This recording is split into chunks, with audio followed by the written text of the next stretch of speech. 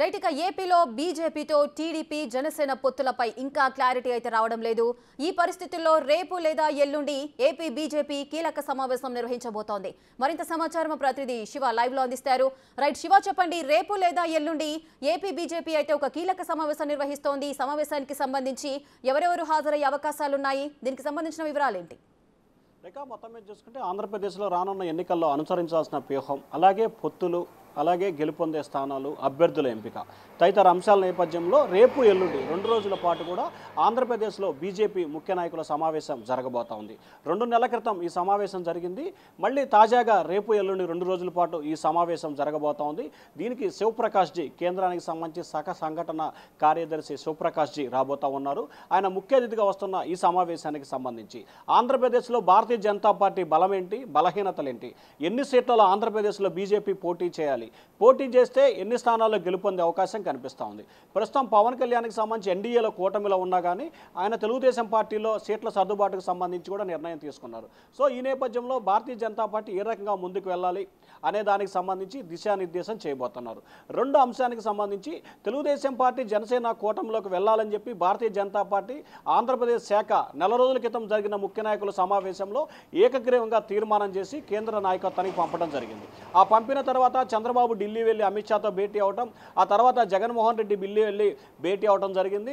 ఆ తర్వాత పవన్ కళ్యాణ్ చంద్రబాబుకు సంబంధించి బీజేపీ నుంచి మరొకసారి పిలుపు వస్తుందని చెప్పి గత 15-20 రోజులుగా ఇరువురు నేతలు కూడా ఎదురు చూస్తూ ఉన్నారు. కానీ బీజేపీ నుంచి ఇంకా ఎటువంటి ప్రకటన వెలువడని నేపథ్యంలో 99 మందితో టీడీపీ 94, జనసేన 5గురితో 99 మందితో జాబితా టీడీపీ గత వారం రోజుల క్రితం విడుదల చేయడం జరిగింది. ఇక దాదాపుగా 76 స్థానాలకు సంబంధించి అభ్యర్థుల ప్రకటన చేయాల్సిన పరిస్థితి ఉంది. 25 పార్లమెంటు స్థానాలు కూడా ప్రస్తుతం పెండింగ్లో పెట్టారు. సో ఈ నేపథ్యంలోనే భారతీయ జనతా పార్టీ, టీడీపీ, జనసేన కలిసి రానున్న ఎన్నికల్లో పోటీ చేసే అవకాశాలు దాదాపుగా ఖరారైన పరిస్థితి కనిపిస్తూ ఉంది. ప్రస్తుతం గతంలో పార్లమెంటు సమావేశాలు, ఆ తర్వాత బీజేపీ సంబంధించిన వ్యక్తిగత సమావేశాలు, ఆ తర్వాత రైతుల ఆందోళన, అమిత్ షా, నడ్డా, అలాగే ప్రధాని మోడీ ఈ ముగ్గురు కూడా వివిధ రాష్ట్రాల్లో పర్యటన నేపథ్యంలో పూర్తి స్థాయిలో జాప్యం జరిగింది. 2-3 రోజుల క్రితం కూడా పవన్ కళ్యాణ్ బీజేపీ పెద్దలతో చర్చలు జరిపినట్టు కూడా తెలుస్తూ ఉంది. దానికి సంబంధించి రానున్న 5-6 రోజుల్లో అంటే దాదాపుగా మొదటి వారంలోనే బీజేపీతో పొత్తులకు సంబంధించి క్లారిటీ వచ్చే అవకాశాలు కనిపిస్తున్నాయి. 2 రోజుల క్రితం కూడా కేంద్ర రక్షణ శాఖ మంత్రి రాజ్నాథ్ సింగ్ ఏపీలో పర్యటన చేశారు. ఆ పర్యటన నేపథ్యంలో కూడా పొత్తుండే అవకాశాలు కనిపిస్తూ ఉన్నాయని చెప్పి కూడా ఆయన కూడా నాయకులకి సూచన చేసినట్లు కూడా తెలుస్తూ ఉంది. సో ఈ నేపథ్యంలోనే రేపు ఎల్లుండి జరగబోయే సమావేశాలకు సంబంధించి బీజేపీ బలోపేతానికి తీసుకోవాల్సిన చర్యలు, అలాగే పొత్తులో ఎన్ని సీట్లు ఆశించే సీట్లలో మనం గెలుపొందే అవకాశాలు ఎన్నున్నాయి అనేది ప్రధానంగా రేపు ఎల్లుండి జరగబోయే సమావేశాల్లో చర్చించే అవకాశం కల్పిస్తూ ఉంది. ఈ సమావేశం ముగిసిన తర్వాత శివప్రకాష్ ఢిల్లీ వెళ్ళిన తర్వాత ఢిల్లీ పెద్దలతో మాట్లాడి 5-6 తేదీలకు సంబంధించి కూడా ఎన్డీఏలోకి టీడీపీ ఆహ్వానించడం, ఆ తర్వాత సీట్ల సర్దుబాటు, ఉమ్మడిగా ఒక బహిరంగ సభ, 3 పార్టీలు కలిపి మరొక మేనిఫెస్టో విడుదల చేసే అవకాశాలు అయితే కనిపిస్తూ ఉన్నాయి. మనకి ఇప్పటివరకు అందున్న సమాచారం ఇటు ఢిల్లీ బీజేపీ నేతలు కానీ, ఏపీ బీజేపీ నేతలు, టీడీపీ, జనసేన సంబంధించిన ముఖ్యమైన నేతలు చెప్తున్న సమాచారం ప్రకారం 8 నుంచి 10 అసెంబ్లీ స్థానాలు భారతీయ జనతా పార్టీకి, 4 నుంచి 6 పార్లమెంటు స్థానాలు బీజేపీకి ఇచ్చేందుకు టీడీపీ సిద్ధమైంది. జనసేన కూడా దానికి అంగీకారం తెలిపింది. అయితే అసెంబ్లీ స్థానాలు తగ్గినప్పటికీ పార్లమెంటు స్థానాలు ఎక్కువ కావాలని చెప్పి బీజేపీ కోరుతున్నట్టు తెలుస్తూ ఉంది. అవసరమైతే 8 అసెంబ్లీ స్థానాలు, 7 పార్లమెంటు స్థానాలు తీసుకునే అవకాశం కలిగిస్తూ ఉంది. రేఖ, చెప్పండి.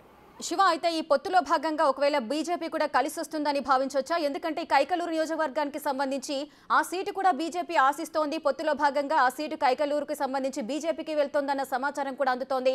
దీనికి సంబంధించి అసలు బీజేపీ ఎన్ని స్థానాల్లో పోటీ చేసే అవకాశాలు ఉన్నాయి?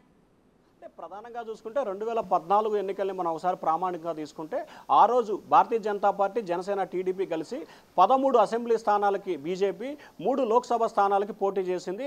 జనసేన మాత్రం అన్కండిషనల్గా మద్దతు ఇచ్చింది, ఎక్కడా కూడా పోటీ చేయలేదు. సో ప్రస్తుతానికి సంబంధించి 8 అసెంబ్లీ స్థానాల్లో పోటీ చేయాలని చెప్పి భారతీయ జనతా పార్టీ భావిస్తూ ఉంది. దాంట్లో విశాఖపట్నానికి సంబంధించి విష్ణుకుమార్ రాజు, అలాగే ఉభయ గోదావరి జిల్లాలకు సంబంధించి తాడేపల్లిగూడెం లాంటి సెంటర్లు అడుగుతున్నారు. కృష్ణా జిల్లాకు సంబంధించి కైకలూరు, గుంటూరు జిల్లాకు సంబంధించి గుంటూరు జిల్లాకు సంబంధించి కూడా విజయవాడ పశ్చిమం, నరసరావుపేట, ప్రకాశం జిల్లాకు సంబంధించి ఒంగోలు లాంటి సీట్లు, అలాగే నెల్లూరు సంబంధించి కొన్ని, అలాగే అనంతపురానికి సంబంధించి కూడా ధర్మవరం, పెనుగొండ లాంటి సీట్లు, నెల్లూరు జిల్లాకు సంబంధించి నెల్లూరు, కడపకు సంబంధించి రాయచోటి, అలాగే చిత్తూరుకు సంబంధించి చిత్తూరు జిల్లా, ఇట్లా దాదాపుగా 8 అసెంబ్లీ స్థానాలని భారతీయ జనతా పార్టీ ఆశిస్తూ ఉంది.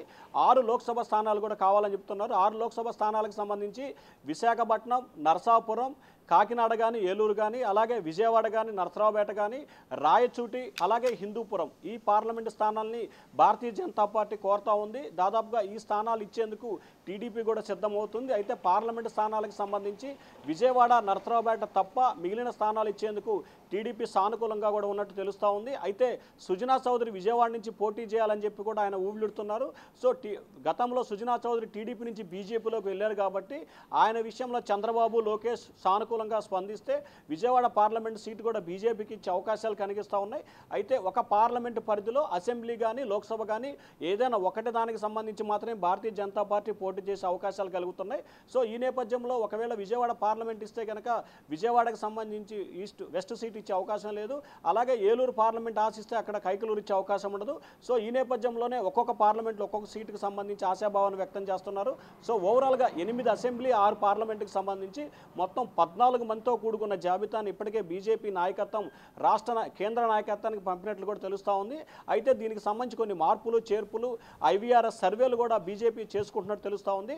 సో ఈ నేపథ్యంలో ఆ సర్వే ఆధారంగా కూడా రేపు ఎల్లుండి జరగబోయే సమావేశంలో కీలకమైన నిర్ణయం తీసుకొని ఎన్ని స్థానాల్లో పోటీ చేయాలి, పోటీ చేసే స్థానాలు గెలుపు అవకాశాలకు సంబంధించి విస్తృతంగా చర్చించిన తర్వాతనే అభ్యర్థుల ప్రకటన, ఏ స్థానాల్లో పోటీ చేయబోతున్నాం అనేది క్లారిటీ వచ్చే అవకాశాలు కనిపిస్తూ ఉన్నాయి. రేఖా.